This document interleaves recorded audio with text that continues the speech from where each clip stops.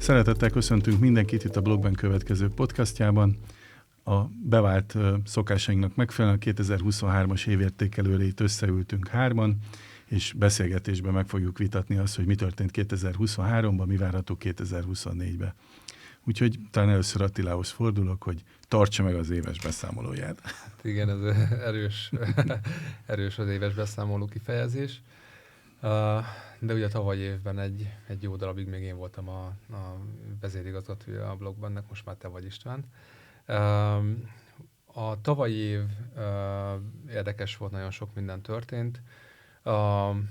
Volt termék vagy termékek, amiket kivezettünk, volt termék, amit bevezettünk. Ugye itt a bitekről, deltákról beszéltünk, a kivezetés, a Holoverse-ről a bevezetés irányba. Van meglévő termékünk, ami egyébként jelentős termékfejlesztésen megy át. Azt úgy terveztük, hogy már tavalyi évben élesedik a BNO-nak, a BNO és BNOX-nek a termékfejlesztése, és az új partnerekkel való együttműködés az élesbe áll. Az üzleti oldal és a technológia oldalnak a sajátosságai miatt itt egy kis csúszásban voltunk, de most is gőzerővel dolgozunk rajta, és nagyon belátható határidőn belül a BNO az egy teljesen új, és a BNOX teljesen új lendületet fog kapni, és teljesen új típusú működésben, egy új eléréssel, kezdetben egy új partnerrel, de aztán több más új partnerrel egy egészen más forgalmi szintre fog lépni a szándékaink szerint. Mit nézzünk még a tavalyi évből? BNOX Uniswapon egyébként ettől függetlenül megjelent. Új projektek. Erről az Uniswapról, erről beszéljünk már, légy szíves, két szót, mert én azt gondolom, hogy az emberek nagy többsége nem biztos, hogy tudja, hogy mi az, hogy Uniswap. Az egy decentralizált tőzsde, amire be lehet listázni, a legnagyobb decentralizált tőzsde, amire be lehet listázni tokeneket, és ott is lehet kereskedni. A likviditása azért, ahogy látjuk az elbankon, tehát a klasszikus centralizált tőzsdén egyébként nagyobb. Úgyhogy én elsősorban egyébként az elbank irányába terelnék embereket, akik kereskedni szeretnének az EBSO, mert ott még mindig nagyobb a likviditás. Még a tavalyi év tekintetében volt egy nagyon szép dolgunk a tavasz végén. A platformnak az olyan igazi nagy megnyitása új partnerek felé. Ugye ennek az első madara volt a Holoverse, és az ősz folyamán több szándéknyilatkozatot kötöttünk újabb partnerekkel, akiknek a tokenjét kibocsáthatjuk. Ezek az újabb tokenekről majd Viktor fog beszélni, vagy újabb partnerekről Viktor fog beszélni, de ezen látszik, hogy a blogbannek a platformmodellje az, hogy egyébként maga a működés, maga a külső partnereknek compliant, szabályszerű módon való ellátás egyébként az a blogban oldaláról, ez teljesen fókusz, és ez egy növekvő szegmense a cégnek mindenképpen, a blognode mellett is. Mert mondjuk abban a szempontból én is meg tudom erősíteni, hogy az utolsó egy hónapban 3 olyan új partner is képbe került nálam is, az én oldalamról, akik eddig ugye nem voltak látókörben, és most viszont nagyon érdekes projektek közelítenek felénk. Aztán, hogy lesz belőle valami, azt majd meglátjuk. Jó pár megkeresésünk van. Hát jó, tudod, csak a megkeresés az egy dolog, de ugye az, hogy compliance-nek megfelelünk-e, meg egyébként a projekt az vállalható, az hiszünk-e benne? Hiszünk-e benne, igen, az mondjuk azért nagyon befolyásolja az, hogy mi az, ami rákerült a platformon, mi az, ami nem.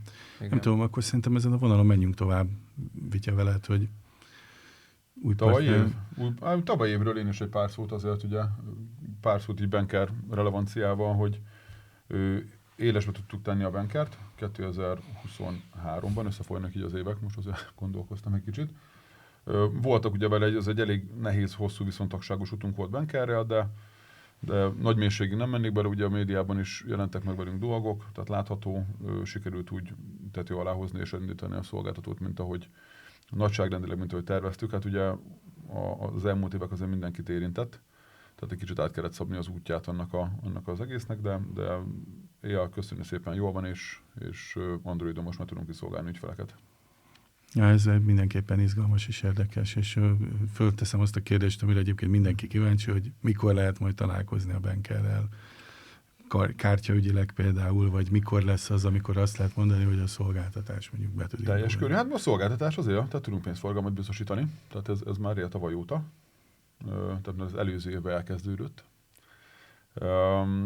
Kártyáról, programról, elemekről most nem ez egy blogmenes ilyen podcast, nem mennék nagy mélységig bele, a roadmap-en szerepelnek az olyan feature-öknek, az új elemeknek a kihozása, ugye az Android alkalmazáson túl a iOS, igen, köszönöm, az iOS kártya és egyéb feature-ek, tehát van ott bőven, amit meg tudunk csinálni, és szeretnénk is, és haladunk is vele, azon a tempóval, ahogy ezt tudjuk csinálni, és halad előre a dolog. Akkor téged még azért avval faggatnálak egyébként, ugye te vagy a projektmenedzser a HoloVerse mögött is, és hát ugye a partnerrel is te tartod a kapcsolatot, hogy úgy április 19-én nyílt meg a platformunk, júniusban indult el az előértékesítése a HoloVerse tokennek, de igazából augusztus 15-e volt az a időpillanatunk, amikor el tudtuk teljes egészében lőni a startpisztolyt. Azóta azért sok víz lefolyt a Dunán, szerintem azért volt HoloVerse-nek is nagyon szép momentumai, és ugye most az értékesítési oldalon az igazából most indul el, úgy Isten igazából mindenhol. Ezt egyébként én is mondanám, hogy ugye nemzetközi szinten terjeszkedünk. Nyílik most Szlovákiában egy irodánk Pozsonyban, ami most a közeljövőben elkezdi a működését, jelenleg festik. Illetőleg ugye most már nekem le van fixálva, ezt még ti se tudjátok, de ugye le van fixálva előadást. Tegnap tartottam egyébként előadást a szlovák csoporttal, és ugye most így úgy néz ki, hogy a 27-e vagy a 3-ai napra van oktatás, tréning is, illetve előadás is tervezve. Szóval az iroda megkezdi a működését kint is. Visszatérve ide, hogy azért a HoloVerse táján is nagyon sok minden történt, tehát ott ugye egy zéróról kellett felépíteni a partnerrel közösen a együttműködésnek a részleteit, hogy ebbe egy kicsit úgy jobban beleásnánk magunkat, hogy te mit látsz ezzel kapcsolatosan, meg mik voltak ennek a lépcsőfokai. Igen. De annyiban pontosítanék, hogy van több projektmenedzser, aki dolgozott a projekten, tehát volt partner oldalról is, és tőlünk is. Én igazából úgy fogalmazok, én struktúráltam az ügyletet, meg a termékfejlesztést felügyeltem, fogalmazzunk így, de volt benne jó néhány projekt menedzseri és programmenedzseri feladat a részemről. Összerakni, ugye ez egy nagyon jó zászlós hajó szerintem a platformunkon, mint platformügyfél a HoloVerse. Lehet látni szerintem minden olyan érdekességet a termékben és a termék körül, amik jól mutatják, hogy minek szeretnénk, hogy megfeleljen egy platformügyfél. Ugye összerakni egy ilyen projektet függően attól, meg egy ilyen terméket függően attól, mennyire felkészült rá a partner, vagy az ügyfél. Ugye ez nem feltétlenül pénzügyi kérdés, hanem ez vízió kérdés, strukturálási kérdés, termékfejlesztési kérdés. Ezeket most már látjuk ugye a többi ügyféllel is, aki körülöttünk van, ezek hónapok, tehát ez ilyen 2-6 hónap között simán lehet egy ilyen terméknek az összerakása, és azt gondolom, hogy a következő termékek esetében van, amiket tudunk most már ebben is dobozosítani, ugye, így kialakításban azok elképzelhető rövidebbek lesznek. De sok idő, amúgy is sok energia, tehát ez egy teljes csapat kell hozzá, mind a ügyfél, tehát platformügyfél oldaláról, mint pedig a mi oldalunkról. Jó, a tavalyi évről még azért lennének kérdéseim. Ugye volt nekünk egy bejelentésünk a Morze kapcsán.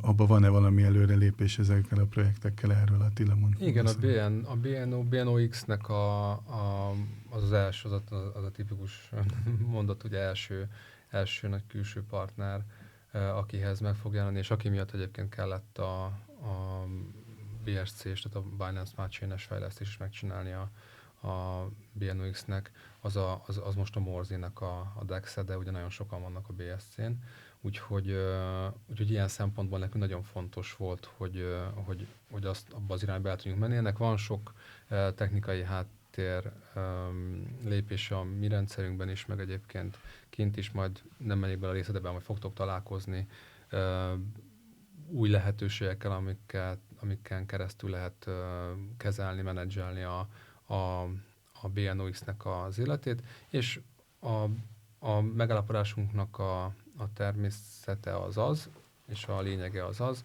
hogy a BNOX lesz az első és egyetlen arannyal valamilyen módon korrelációban lévő vagy aranyra vásárolható token a Morsey-nek a DEX-én, aminek azért szép forgalma van már most. Tehát itt az nekik mekkora közönségük van? 100 000-es nagyságra? 100 000 feletti, most 200 000 környékén vannak az én ismereteim szerint, és a DEX, ami azért ugye ott nem lehet úgy játszani a számokkal, mint a DEX-eken, de ezen a DEX tőzsdén most azért napi $5 millió feletti forgalmak vannak. A DEX az megbízhatóbb úgy? Igen, az oroszok erre szempontjából mindenképpen, mert ugye ott on-chain tranzakciók vannak, nem pedig egy cég mondja azt magáról, hogy egyébként ennyi volt az adott termékemnek a forgalma. Úgyhogy, hanem visszaellenőrizhető, transzparens.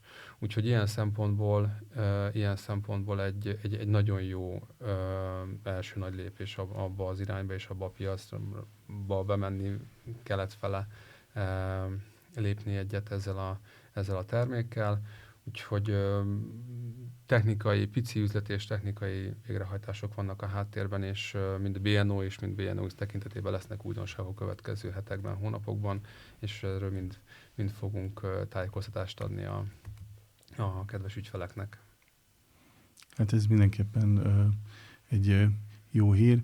Ugye tavaly év végével voltak előadásaink, szeptember 9-én és november 10-valahanyadikán is volt teltházas előadásunk, megjelentek az első gyűjtői kártyák is, amiket a blogben hozott ki a piacra gyakorlatilag. Ugye ezeknek a kártyáknak egy részét ugye a jegy mellé adtuk díjmentesen, illetőleg a weboldalunkon ezekből sorszámozott kártyákból lehet vásárolni. És mit gondoltok ti azóta, hogy ugye lement ez a 2 előadás, azért jelentős érdeklődés volt, tehát az első előadásra gyakorlatilag 2,5 óra alatt elfogyott az összes jegy, és látható, hogy azért a hologramnak van helye a világpiacon. Mit gondoltok ti a hologram termékről magáról egyelőre? Most a Holoverse token mögöttes tartalmára vagyok egy kicsit kíváncsi, hogy erről mi a véleményetek?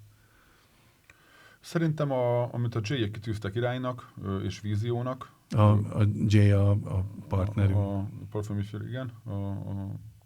A emiráti ügyfél.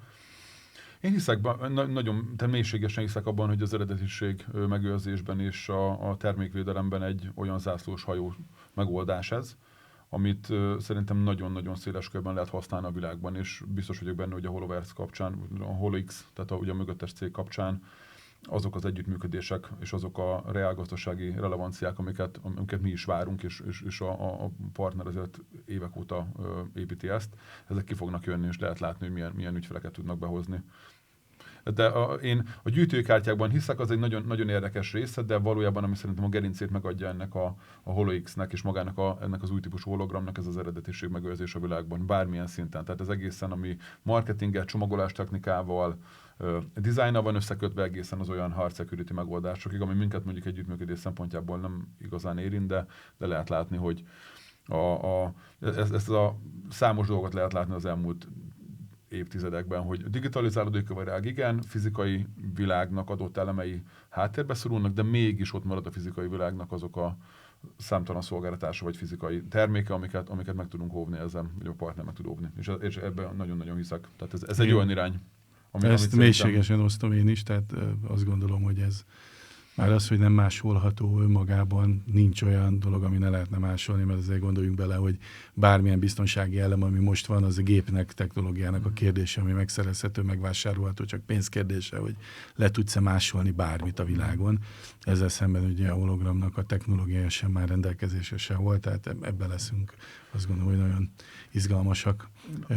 Annyit, hogy tehát számos dolgot látunk a piacon, tehát itt a platformról egy kicsit, hogyha mélyebben belemehetnék, hogy ugye a platformunk az évek óta üzemel, és csináltunk saját termékeket ugye a platformon, de látni ugye, és ez szerintem 2023 volt, itt az év közepe volt ennek szerintem de javítsatok ki, hogyha tévedek, az időszak, amikor teljesen kikristályosodott az, hogy a blogban ennek magának az útja, és ez nagyon számosokból van ezt nem is beszéltünk erre már többször, ezben nagy mélységig most nem mennék bele, de a cégnek magának az útja, az, hogy olyan platform szolgáltató legyen, hogy platform ügyfeleknek a termékeit hozza be. Ennek ugye a zászlós hajója a HoloVerse, de számos olyan termék ötlet és cég van most körülöttünk, akik jönnek be, és én azt gondolom, hogy ez mind a Blockstock árfolyamra reflektálva, majd ebből biztos fogjuk érinteni szerintem, mint pedig a cégnek a vízióját és az útját, az, hogy egy olyan platform szolgáltatást kell tudjunk nyújtani, amire azért oktattunk az évnek a második félébe több alkalommal, ami az összes olyan piaci szükségletnek meg tud felelni, amiket látunk, vagy vélünk felfedezni, de amúgy látható is. Tehát termék az van bőven. Tegnap is termékstruktúrálási meetingen volt, ugye mondtad is, van körülötted is több ilyen van, ugye azért ezek összefolynak, mert azért kommunikálunk egymással, meg mi milyen fázisban van, de valójában azt látjuk, hogy ez az útja. Tehát lehet itt mindenféle termékeket megtalálni, mindenféle szolgáltatókat találni a piacon, de olyat, amit mi csinálunk most, szerintem, tehát a komplet heterogén megoldást kínál a platformra érkezőknek, vagy aki platformon szeretne egy tokent kibocsájtani, szerintem ez teljesen unikátum most itt az Európai Unióban.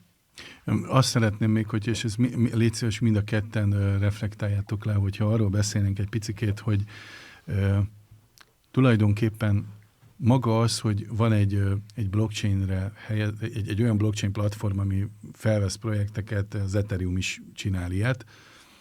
Mi az, amivel, és most én kimerem jelenteni a saját nevemben, hogy amivel nagyságrendekkel többet tudunk, mint mondjuk egy Ethereum platform, ezt próbáljuk meg úgy összekovácsolni, hogy ez átmenjen mindenkinek, hogy mi az, hogy tudunk adni esetleg értékesítést, mi az, hogy be tudunk szállni a termékstruktúrásba. Tehát mondjuk az Ethereum, ugye ott meg lehet vásárolni egy építőkockát, és abból lehet rosszat is építeni, meg jót is, de az Ethereumhoz tulajdonképpen nem jár semmi.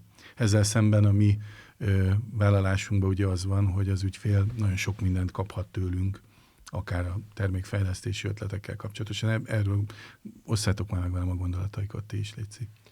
Hát igen, ezek a lépcsők, ezek ilyen teljes körűséget adnak a mi részünkről. Az Ethereum az egy technológiai megoldás, egy maga nemében egy tök jó technológiai megoldás.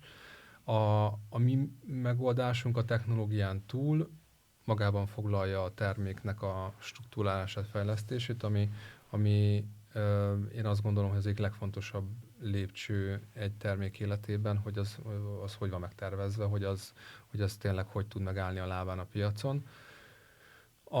Ezen túl a terméknek még beszélhetünk itt a törvényességi dolgokról, beszéljünk is. A múltban is, és egyébként a közeljövőben is, hogy a termék egyébként compliant, tehát egy törvényes keretek között tudjon a piacra menni, és az a törvényes keretek között tudjon a piacon működni. Ez ugye azért akár az Ethereum-os termékek esetében, vagy ugye általában nagyon sok kriptotermék esetében ez lássuk be, azért ez nagyon sokszor nincs meg. Mi nálunk ez megvan, mert mi csak olyan projektekkel foglalkozunk, és csak olyan termékeket tudunk egyébként üzemeltetni, ahol egyébként a törvényes háttér az felállítható, és ezáltal rendelkezésre tud állni. És ezen kívül egyébként igen, egy értékesítés támogatást is tudunk adni, amit egy technológiai megoldás önmagában nem tud. Tehát itt van mondjuk 4 olyan építőelem biztosan, ami egy komplett kört alkot, és egy komplett megoldást tud nyújtani egy új projekt számára. Ebből lehet ezért egyébként cseresznyézni, hogy mire van szüksége a projektnek, és mire nem, de összességében nálunk ezek a kompetenciák rendelkezésre állnak. Majd a jogi kérdésekre mindjárt kitérünk egy kicsit, Vitya. Hát én azt gondolom, hogy Attila elég jól összefoglalta. Itt még hozzátenném azt, mi az, amit mi hozzá tudunk adni, meg szerintem elvárás is a részünkről, hogy hinnünk el a projektbe. Tehát azért megvan számos olyan projekt, amivel azért megkerestek minket az elmúlt fél évben is, hónapokban is, ami jónak tűnhet, meg ilyenek, de úgy valójában nem látunk benne energiát. Tehát értékesíteni amúgy valójában úgy látjuk, hogy talán nehéz lenne. Piacra belistázni valamilyen közegben, abban sem feltétlenül hiszünk, és akkor igazából valamennyi díjazást természetesen kapunk érte, de nem szeretnénk feltétlenül olyan projekteket a platformon, amikben nem hiszünk. A jogi dolog az egy alap, tehát ezt mindig kiemeljük, ugye, hogy egy jogi megfelelést kell szavatoljunk, ezt tőlünk is elvárják, tehát ennek van egy ilyen felettes oldal, és hogy hiszünk ebbe, de természetesen, hogyha elkezdenénk olyan termékekkel foglalkozni, amiknek a jogi megfelelése az az nem teljesen jó, vagy egyáltalán nem jó, akkor ott nagyon gyorsan megszűnnek körülöttünk a levegő felügyeleti oldalról, pénzforgalmi számlák, stb. Tehát itt azért ez vége lenne az egésznek, mint az egy vége volt hetek alatt. Igen, sokat beszélünk erről, hogy milyen alapkövei lehetnek egyébként esetleg egy projektnek, hogyha valaki ránéz kívülről, hogy megítélje azt, hogy egyáltalán megüti azt a szintet, hogy érdemes vele foglalkozni, és most nem a hozzánk belső projektről beszélek, hanem a piacon lévő projektekről beszélek, hogy mindenkinek a figyelmébe szoktuk ajánlani, hogy legyen körültekintő a kriptotermékekkel kapcsolatosan, és nézze meg azt, hogy egy Európai Uniós cég adja el egy Európai Uniós embernek, ugye itt most EU-ban ülünk, van-e engedélye ennek a cégnek arra, hogy ezt a terméket értékesítse, vagy kriptotermékekkel foglalkozzon? Tehát valahol van egy olyan hatóság, aki azt mondja neki az EU-n belül, hogy igen, te ezt csinálhatod, mert az nagyságrendileg felügyelni is fogja. És van-e eurós bankszámlája? Tehát nyitott-e neki egy bank az Európai Unió területén bankszámlát erre a tevékenységre? Mert egy bank azért meg fogja nézni, hogy kinek nyit bankszámlát. És hogyha mondjuk egy olyan projekt, egy olyan cég, egy olyan token kibocsátó jelenik meg, akinek nincsenek meg ezek az alapjai, és jó esélye, nem jó hiszeműen jár el. Adott esetben valamilyen azt feltételezi róla a bank is adott esetben, hogy akkor talán valami csalás állhat a háttérben, akkor nem fognak neki számlát nyitni. Nekünk létezésünk óta nekünk van bankszámlánk. Mindig voltak olyan pénzintézetek, akik egyébként elfogadták és hittek a mi üzleti modellünkben, és kiszolgáltak minket eurós bankszámlával. És ennek a következő szintje, következő lépése a Mikának az életbe lépése, ami egy átmeneti időszakban vagyunk. Ebben az évben a Mika engedélyek benyújtása az megtörténik az Európai Unió teljes területén. Országa válogatja, de tavasz vége, nyár eleje, nyár közepe magasságukba be lehet nyújtogatni az engedélykérelmeket, és ahogy a felügyeletek ezeket feldolgozzák, adják ki az engedélyeket az adott cégeknek, és ezen az úton mi is megyünk tovább, mindig is engedéllyel rendelkező, valamilyen jellegű engedéllyel rendelkező cég voltunk, aki ezt a tevékenységet végezheti, és ezt a jövőben is így kívánjuk folytatni. Igazából nincs is más tér erre, tehát aki Európai Uniós ügyfélnek, legyen ez magánszemély vagy cég, akar a jövőben eladni kriptoterméket, annak Európai Uniós engedéllyel kell rendelkezzen. Valójában nincs kiskapu, még hogyha néha valaki mondja is, hogy szerintük mégsem kell.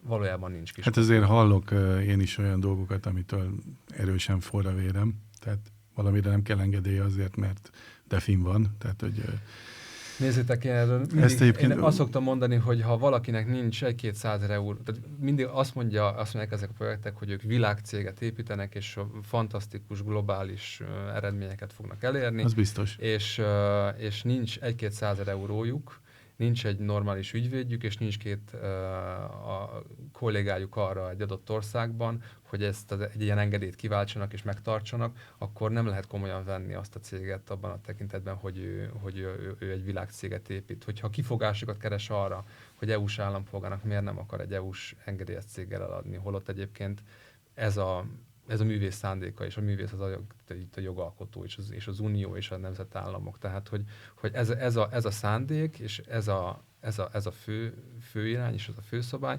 ami ezen kívül esik, és megpróbál megmagyarázni, hogy miért ne, ott biztos, hogy valami... Van egy közel-keleti, nem tudom, hogy néznek ki, de van egy generációs ilyen közel-keleti engedélyek, lásd akár Dubáj is, ilyen freezónás, vagy bármi. Tehát, hogyha 5000 euróért, vagy 5000 dollárért, vagy nem tudom, 20 000 dirhamért lehet vásárolni egy engedélyt, és azt az ember 5 nap múlva megkapja, ott azért érdemes elgondolkozni, hogy akkor ez tényleg engedélye, vagy csak egy drága papír.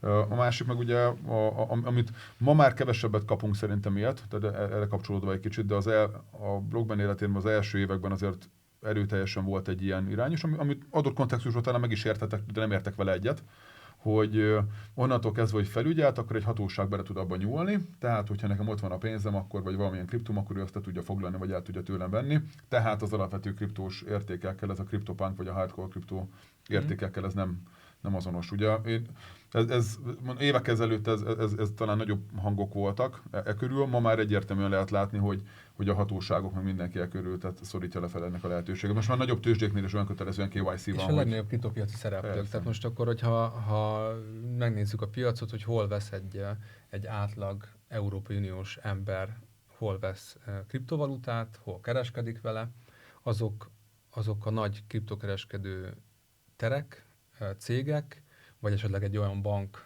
ahol egyébként ami egy neobank is mondjuk applikáción keresztül népszerűen el lehet érni, és lehet nála vásárolni kriptovalutát, ezek mind az Európai Unióban felügyelt pénzügyi intézmények.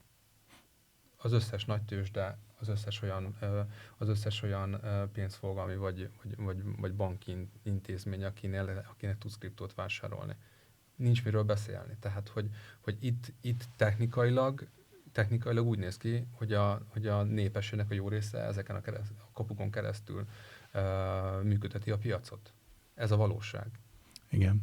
A Micára még annyit én is ráfűznék, hogy ugye alapjába véve egyébként a nemzeti bankok ellátták eddig is a fogyasztóvédelmet, tehát hogyha egy EU-s állampolgár, lásd magyar állampolgár tett olyan lépéseket kriptos cégek irányában nem voltak megfelelők, fordulhatott a Nemzeti Bankhoz, érdemi lépéseket nem, de a Nemzeti Bank kiadta eddig is a figyelmeztetéseket, megpróbált eljárni ezekkel a cégekkel szembe valamilyen módon, vagy akár tiltotta ezeknek a működését, hogyha volt rá éppen lehetőség. A MiCA rendelet, ami kijött, az ugye egy icipicit azért rendet vág itt az eddigi szürkeségben, mert hogy gyakorlatilag elkezdték leszabályozni azt, hogy a cégeknek mik kell ahhoz teljesíteni, hogy rendelkezhessenek MiCA engedéllyel. Besorolta és szigorúan meghatározta azokat a kriptoeszközöket, hogy melyik kriptoeszközök között hogyan kell különbségtételt tenni, és van 9 féle módozata az engedélynek, hogy mikre lehet megszerezni szolgáltatásoknak, hogy milyen szolgáltatásokkal kíván foglalkozni az ember. Úgyhogy azt gondolom, hogy a MiCA engedély, ugye most január 1-től ugye életbe lépett ugye ez a MiCA, és ugye most várjuk azokat, hogy a nemzeti hatóságok ezeket a végrehajtási rendeleteiket kibocsássák, hogy melyik országban hogyan lehet ebben lépni. Tehát azok a cégek, akik most a tévúton járnak, azokat kénytelenek lesznek beletenni ebbe a fejüket, vagy ha nem, akkor viszont számíthatnak arra ők is, meg egyébként mindenki, hogy ugye a hatósági szemszögből fognak eljárni velük szembe, nem csak mint fogyasztóvédelmi felügyelet. Talán azt gondolom, hogy az átlag kisembert az érinti a legjobban, hogy ő elkövete valamit akkor, hogyha ilyet csinál, vagy nem. Hát az átlag kisemberre, hogyha egy átlag user, inkább így fogalmaznék rá, ebből a szempontból nézzük, azért a mai piac az nehézkes. Tehát 2023-ban azért kaptunk, én azt gondolom, mindenféle feedbacket az irányainkra, a Salesforce-unk irányából és esetleg ügyfelek irányából is, de nagyon-nagyon sok.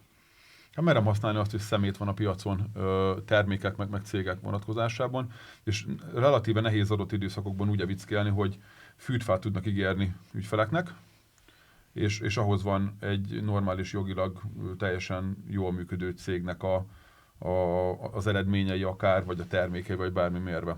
Tehát ez ilyen szempontból azért egy kettős mércét vélek felfedezni a cégeknek az értékelése szempontjából. Tehát én egyebek mellettem miatt is nagyon üdvözlöm a mikroszabályozásnak, hogy remélhetőleg minél hamarabb.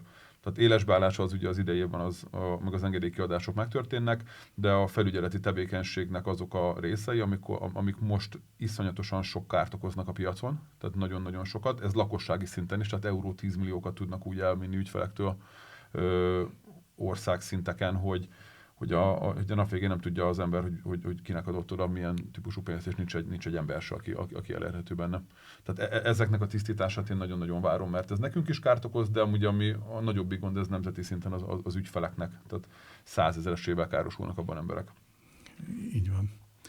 Így van.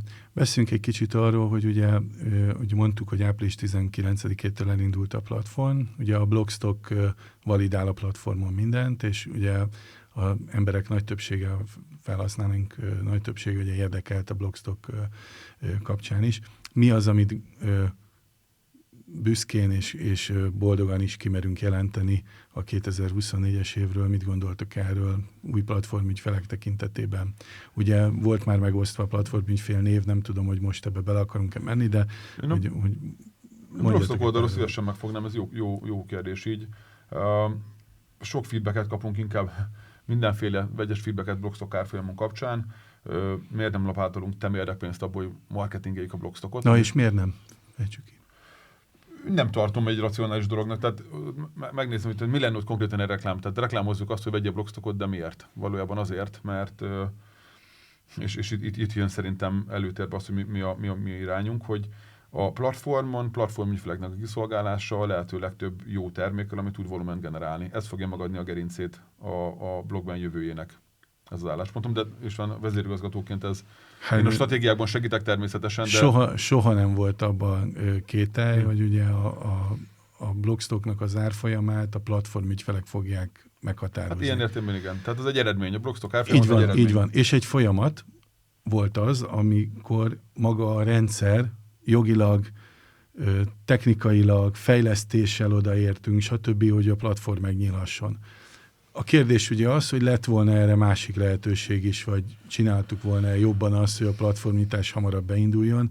Igazából itt jönnek be ugye a platform az nyitva volt, nem engedtünk rá külső ügyfeleket, és saját terméket hoztunk ki rajta. Tehát technológiai, meg jogi értelemben ez nem tudom én. Igen, de itt jöttek be ugye azok a körülmények, amikre azért itt nem gondolom, hogy mindenki készült volna, és épészel felfoghatatlan dolgok történtek az elmúlt pár évben. A Covid-tól egészen most bezárólag abban, hogy itt a egyéb környező országokban milyen más problémák is vannak.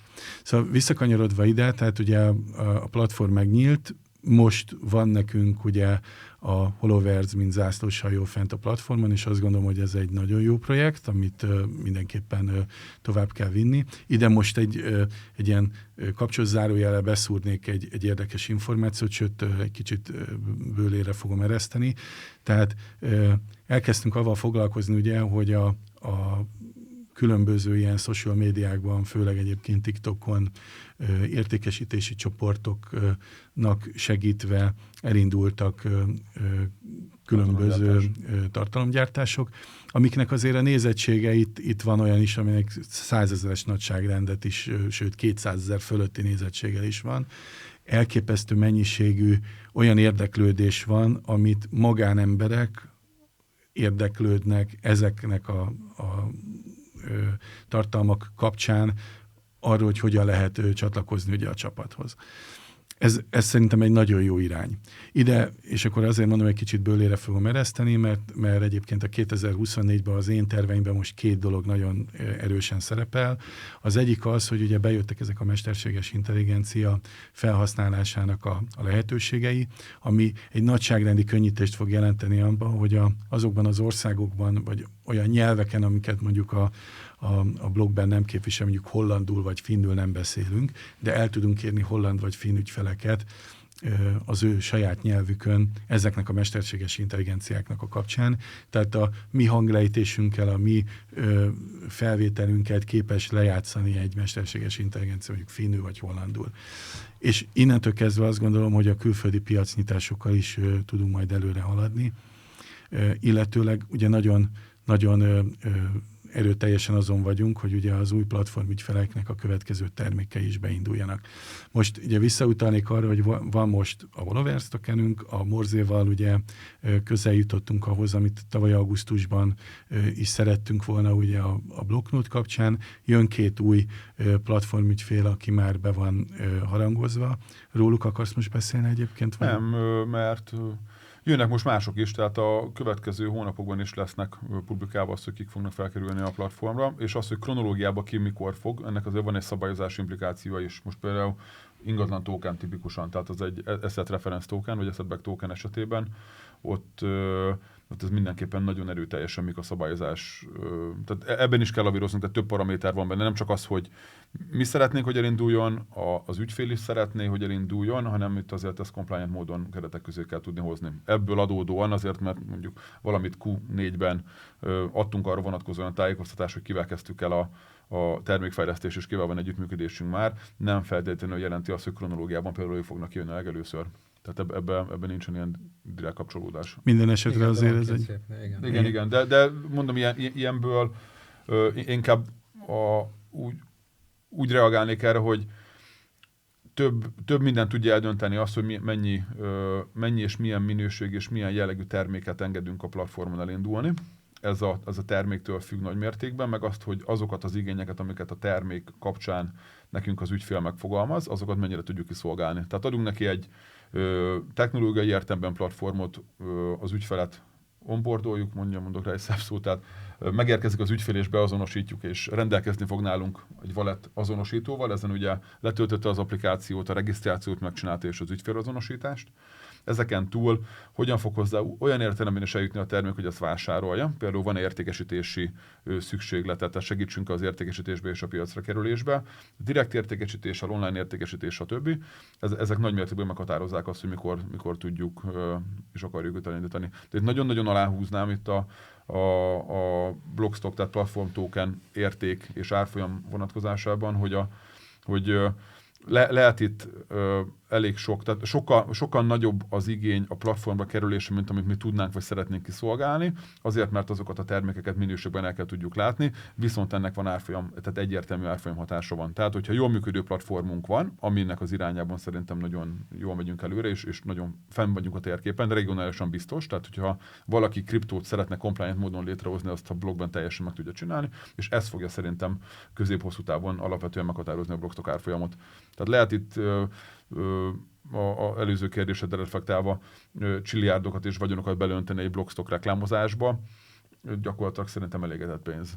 A platformmal kell foglalkozni, az jól működjön, és ki hogyan tudja ebből kivenni a részét, mint cég, vagy mint Salesforce, vagy mint ügyfél, akkor ezt mindenki eldönti.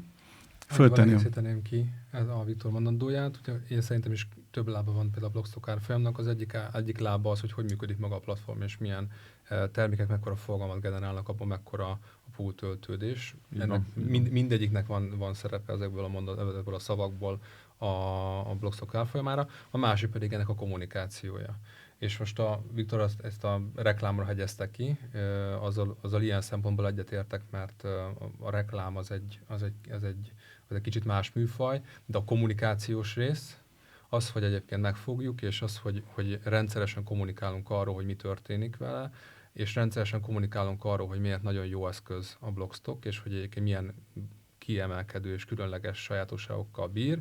Erről viszont ebben az évben én azt gondolom, nagyon aktívak leszünk, és ahogy te mondtad, több csatornán én meg megígérem. Igen. Több csatornán is, tehát hogy a TikTokot az elmúlt évben elkezdtük szépen felvenni, és nagyon szép számokat látunk a TikTokról, de beszéljünk olyan dologról is, hogy bár nem 10 000 Twitter követője van a blogbennek, mint amit egyébként terveztünk még tavaly ilyenkor, csak 5300, de ez is majdnem a duplája az ezt megelőző évnek, tehát mint én dupláztunk rajta is. És összességében egyébként, hogyha összevetjük a social media csatornáinkat, nyilván vannak átfedések a követőinkben, de egyébként egy 10-es nagyságrendű embert el tudunk direktben érni, és a különböző virális tartalmainkkal pedig egyébként akár 100-es nagyságrendű embert is el tudunk érni. Tehát ez az a két láb, amire most fogunk ebben az évben építkezni. Tök jó belső működést adunk a Blockstocknak, illetve a platformnak, és azáltal a Blockstocknak.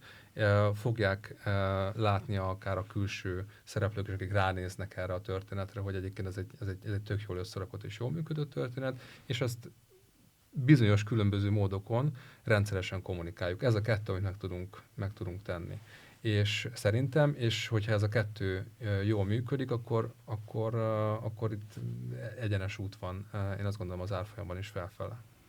Egyébként indult el a mi támogatásunkkal egy fórum is, de azt gondolom, hogy erről most itt ne beszéljünk. Viszont fölteszem az utolsó kérdésemet, és szerintem lehet, hogy én fogom az utolsó választ megadni. Mit gondoltok a Blockbenről 2024-be? Hogy látjátok ezt az évet? Nagyon nehéz más hozzátenni így az előző monológomhoz, mert ez elég szépen, én elég szépen úgy ezzel most összefoglaltam. Ezt a két lábat fogjuk én azt gondolom jól erősíteni, és a platformnak a jó működésében benne van a blokknódnak a jó működése is. Én azt gondolom itt ebben az évben egy mostani étvágyat a piacon, látva a mostani körülményeket, én úgy látom, a blokknódnak tud lenni egy szép élet az összes többi platformon lévő token mellett, és rendszeres kommunikáció, ezeket látom, ezt a két lábat így nagyon erősen. Viktor? Én a termékek közötti platformnak nagyon látom a helyét és a szerepét, ez teljesen organikusan, tehát nagyon magas, nagyon sok számosság tekintetében sok igény érkezik hozzánk, és fog is a jövőben, úgy látjuk. Tehát itt megvan az hát nem mondanám luxusnak, de megvan az a lehetőségünk, hogy tudjunk jól válogatni a projektek között.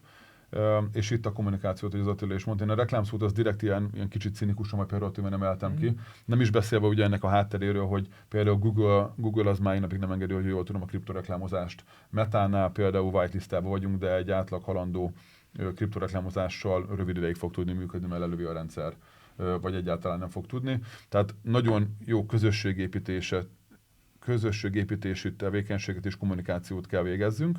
Ez szerintem egy feladatunk, amiben az elmúlt éveket nézve, legyünk őszinték, azért fejlődnünk kellett, de most már látjuk ugye az utat ezeken a platformokon, és a platform ügyfeleknek a jó minőségű szolgálása, de ez egy közösségi érdek.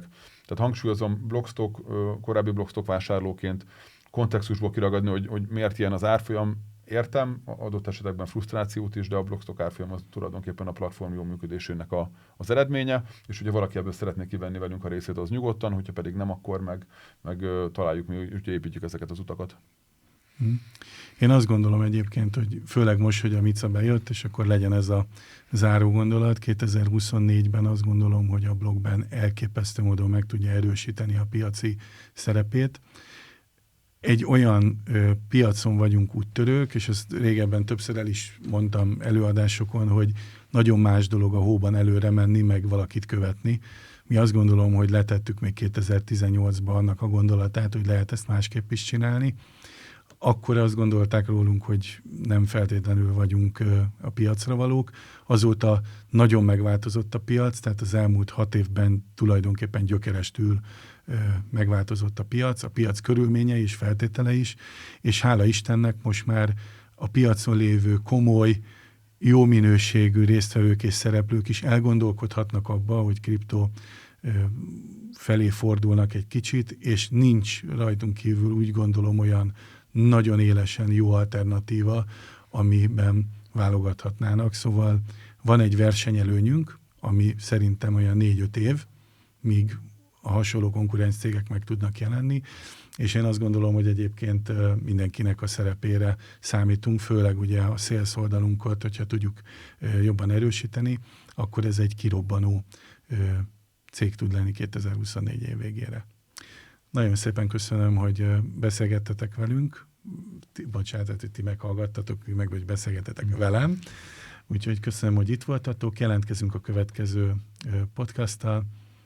Mindenkinek boldog új évet kívánunk egyébként. Sziasztok! Sziasztok!